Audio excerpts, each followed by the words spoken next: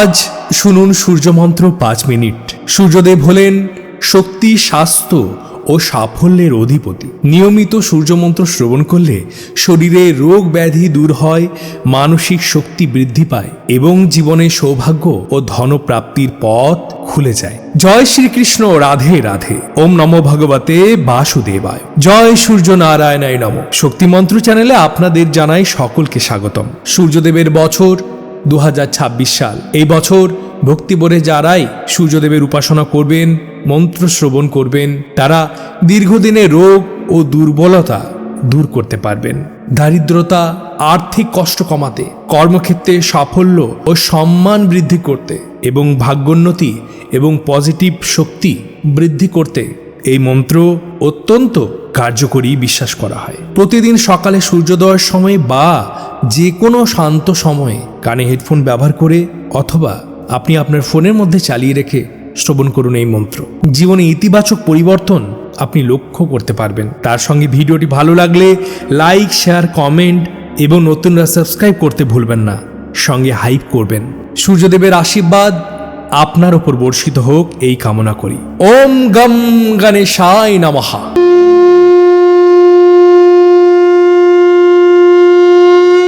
ওম মিত্রায় নমঃ। ওম রাভয়ে নমঃ। ওম সূর্যায় নমঃ। ওম ভানবে নমঃ। ওম খগায় নমঃ। ওম পুষণে নমঃ। ওম হিরণ্যগর্ভায় নমঃ। ওম মারীচায় নমঃ। ওম আদিত্যায় নমঃ। ওম সাবিত্রে নমঃ। ওম অর্কায় নমঃ। ওম ভাস্করায় নমঃ। ওম মিত্রায় নমঃ। ওম রাভয়ে নমঃ। ওম সূর্যায় নমঃ। ওম ভানবে নমঃ। ওম খগায় নমঃ। ওম পুষণে নমঃ। ওম হিরণ্যগর্ভায় নমঃ। ওম মারীচায় নমঃ। ওম আদিত্যায় নমঃ। ওম সাবিত্রে নমঃ। ওম অর্কায় নমঃ। ওম ভাস্করায় নমঃ। ওম মিত্রায় নমঃ। ওম রাভয়ে নমঃ। ওম সূর্যায় নমঃ। ওম ভানবে নমঃ।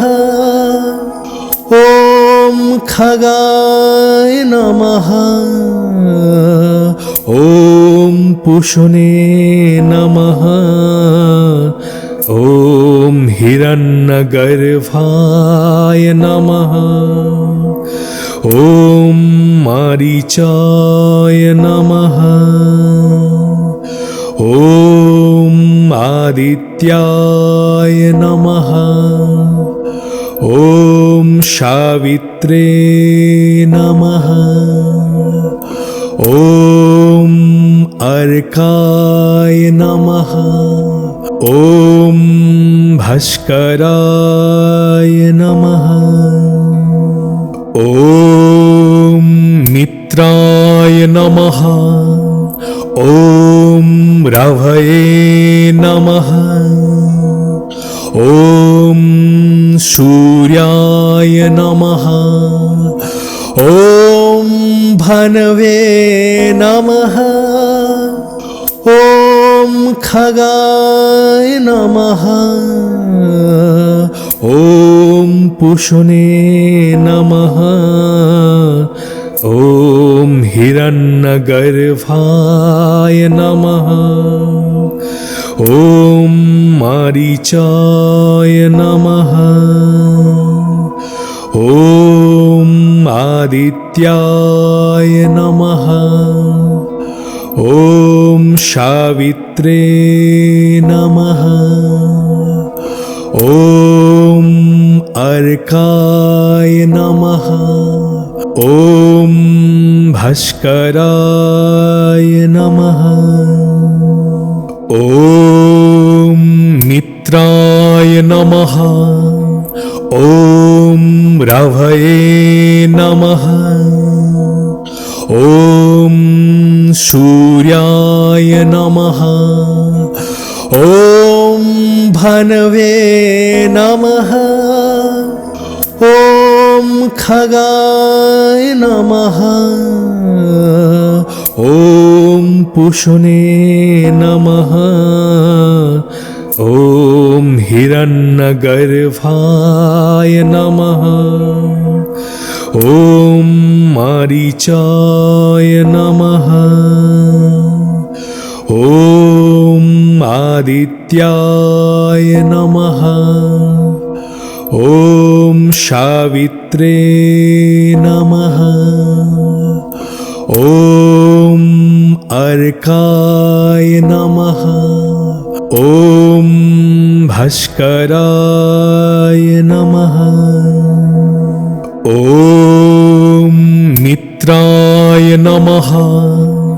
ॐ रवये नमः। ॐ सूर्याय नमः। ॐ भनवे नमः। ॐ खगाय नमः। ॐ पुषुने नमः। ॐ हिरण्यगर्भाय नमः। ॐ मारीचाय नमः। ॐ आदित्याय नमः। ॐ सावित्रे नमः। ॐ अर्काय नमः। ॐ भास्कराय नमः। ॐ मित्राय नमः। ॐ रवये नमः। ॐ सूर्याय नमः। ॐ भनवे नमः। ॐ खगाय नमः। ॐ पुषुने नमः। ॐ हिरण्यगर्भाय नमः। ॐ मारीचाय नमः। ॐ आदित्याय नमः। ॐ सावित्रे नमः। ॐ अर्काय नमः। ॐ भास्कराय नमः। ॐ मित्राय नमः। ॐ रवये नमः। ॐ सूर्याय नमः। ॐ भनवे नमः। ॐ खगाय नमः। ॐ पुषुने नमः। ॐ हिरण्यगर्भाय नमः। ॐ मारीचाय नमः। ॐ आदित्याय नमः।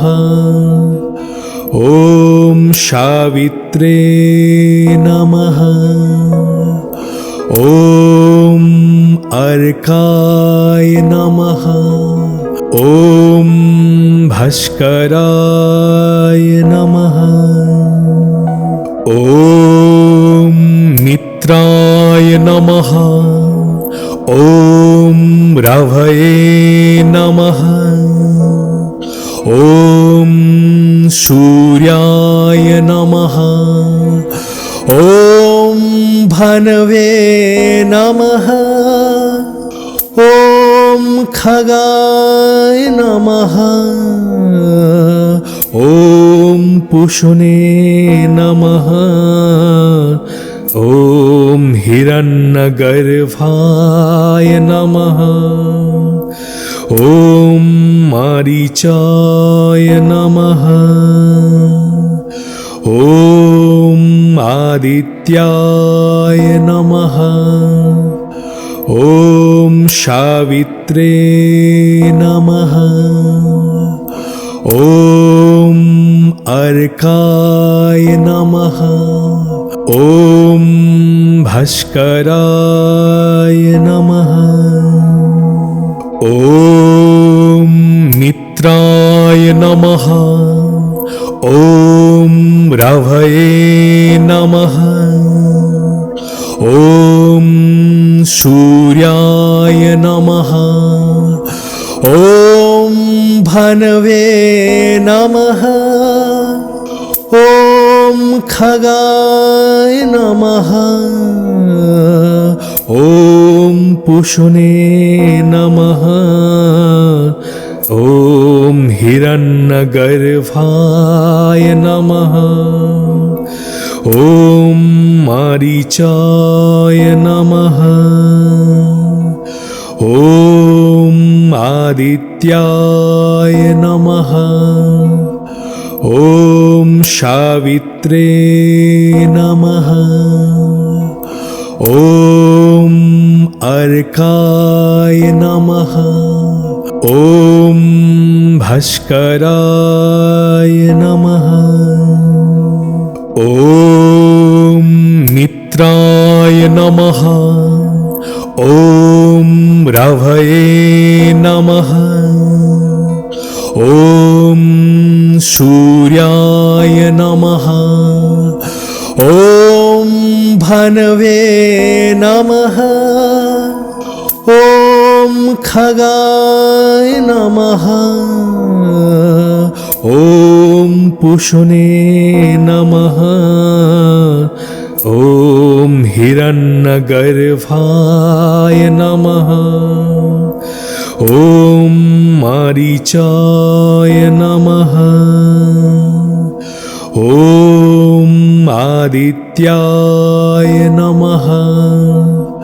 ॐ सावित्रे नमः।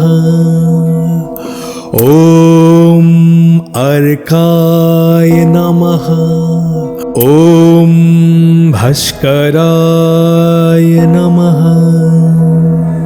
ॐ मित्राय नमः। ॐ रवये नमः। ॐ सूर्याय नमः। ॐ भनवे नमः। ॐ खगाय नमः। ॐ पुषुने नमः। ॐ हिरण्यगर्भाय नमः। ॐ मारीचाय नमः। ॐ आदित्याय नमः।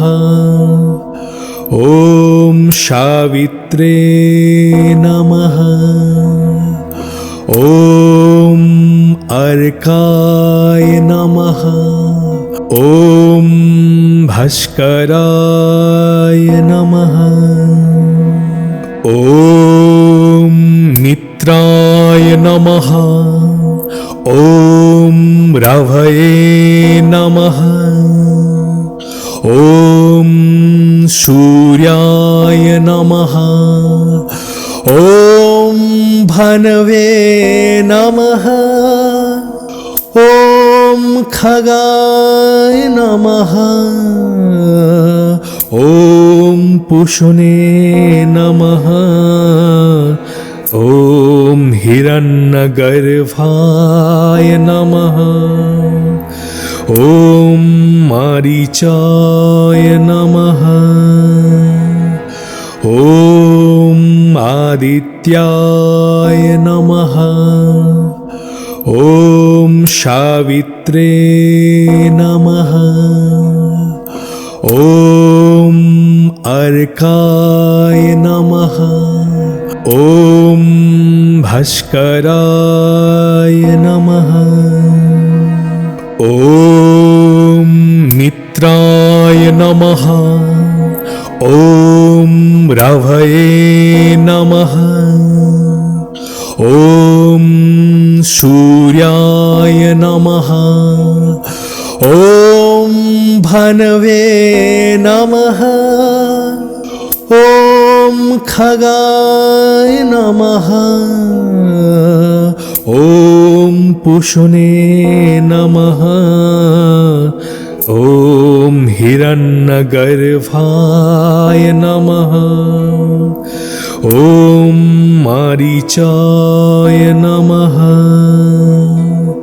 ॐ आदित्याय नमः।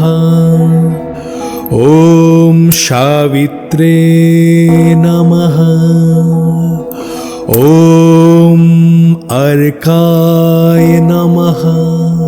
ॐ भास्कराय नमः। ॐ मित्राय नमः। ॐ रवये नमः। ॐ सूर्याय नमः। ॐ भनवे नमः। ॐ खगाय नमः। ॐ पुषुने नमः। ॐ हिरण्यगर्भाय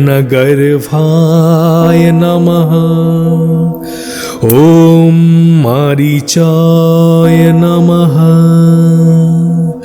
ॐ आदित्याय नमः।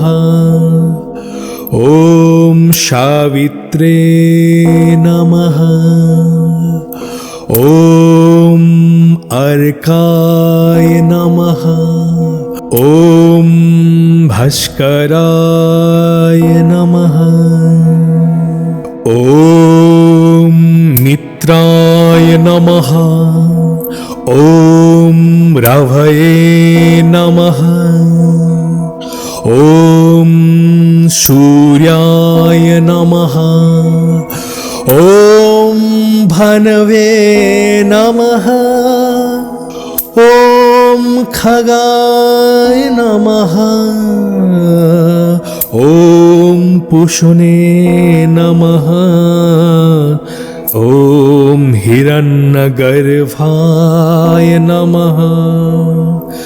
ॐ मारीचाय नमः।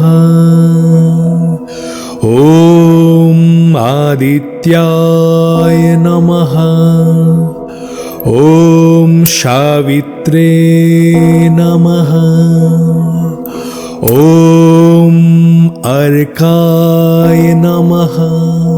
ॐ भास्कराय नमः। ॐ मित्राय नमः। ॐ रवये नमः। ॐ सूर्याय नमः। ॐ भनवे नमः। ॐ खगाय नमः।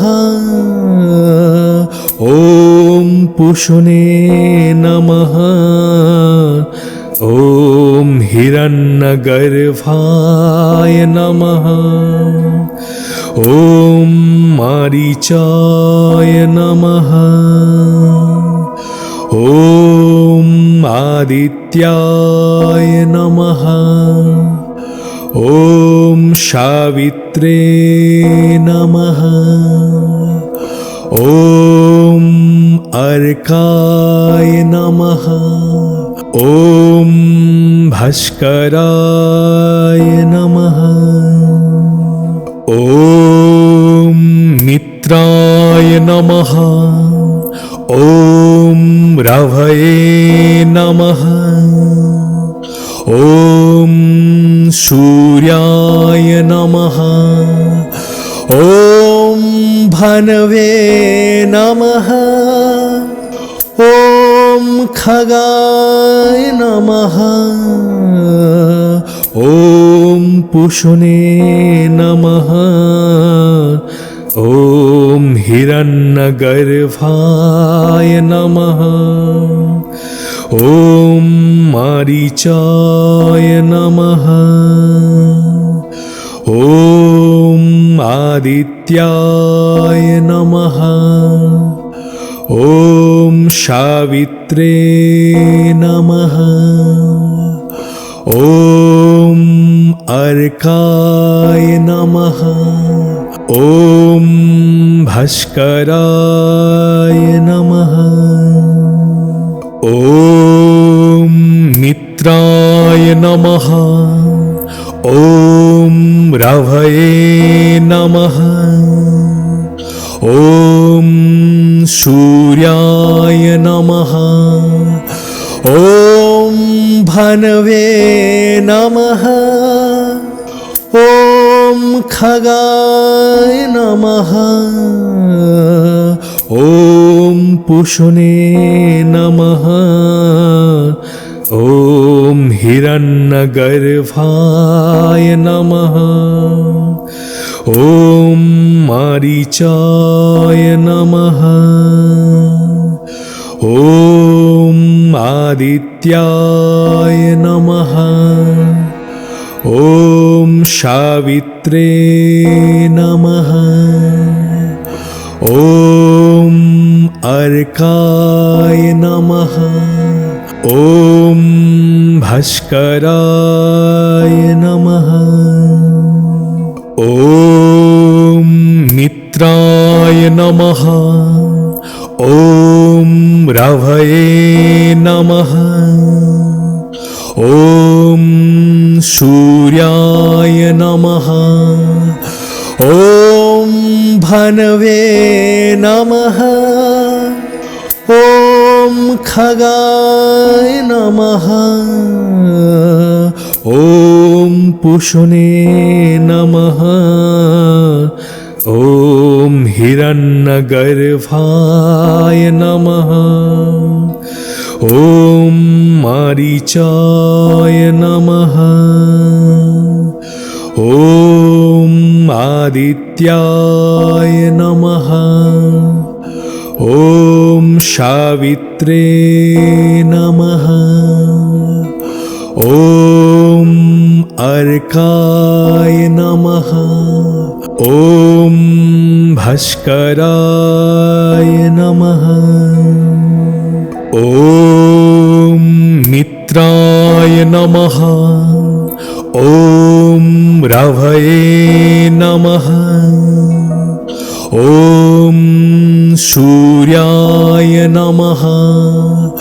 ॐ भनवे नमः। ॐ खगाय नमः। ॐ पुषुने नमः।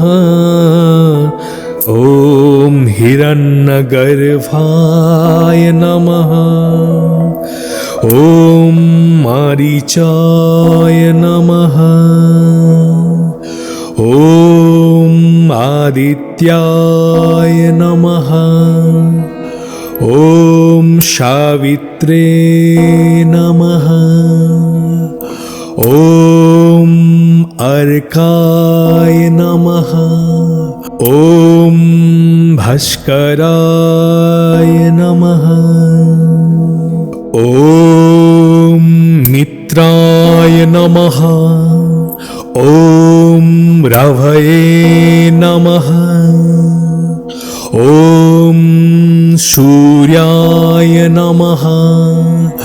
ॐ भनवे नमः। ॐ खगाय नमः। ॐ पुषुने नमः।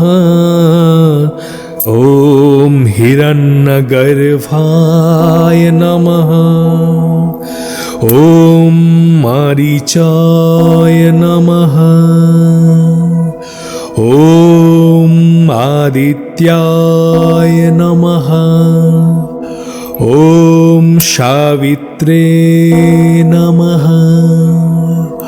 ॐ अर्काय नमः। ॐ भास्कराय नमः। ॐ मित्राय नमः। ॐ रवये नमः। ॐ सूर्याय नमः। ॐ भनवे नमः। ॐ खगाय नमः। ॐ पुषुने नमः। ॐ हिरण्यगर्भाय नमः।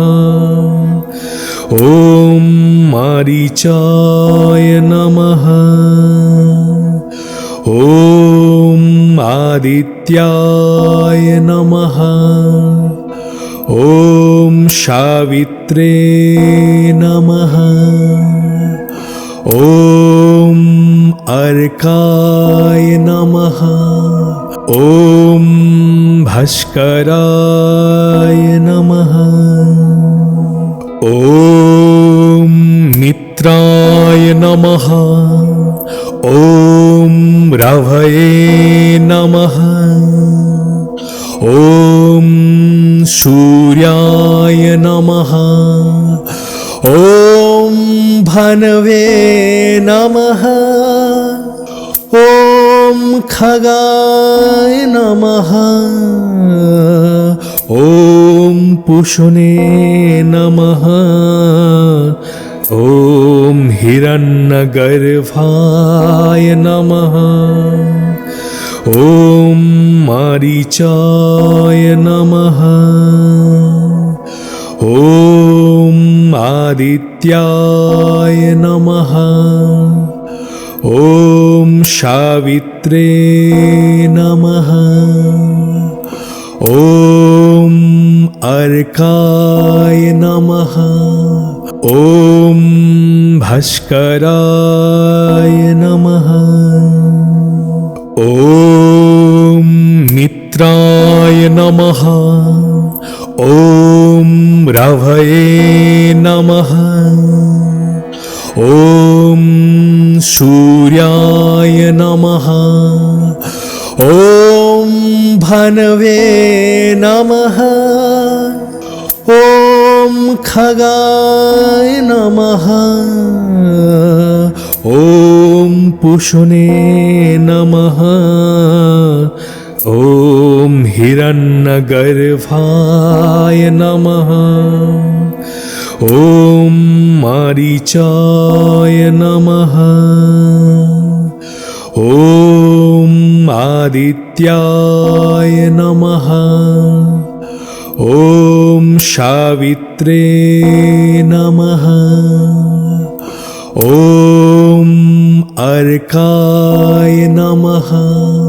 ॐ भास्कराय नमः।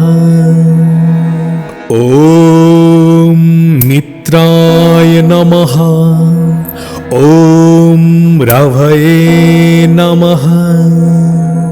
ॐ सूर्याय नमः। ॐ भनवे नमः। ॐ खगाय नमः। ॐ पुषुने नमः। ॐ हिरण्यगर्भाय नमः।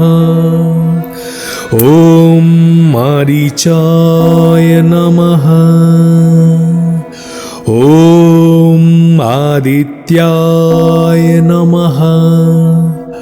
ॐ सावित्रे नमः। ॐ अर्काय नमः। ॐ भास्कराय नमः। ॐ मित्राय नमः। ॐ रवये नमः। ॐ सूर्याय नमः। ॐ भनवे नमः। ॐ खगाय नमः। ॐ पुषणे नमः। ॐ हिरण्यगर्भाय नमः। ॐ मारीचाय नमः। ॐ आदित्याय नमः। ॐ सावित्रे नमः। ॐ अर्काय नमः। ॐ भास्कराय नमः।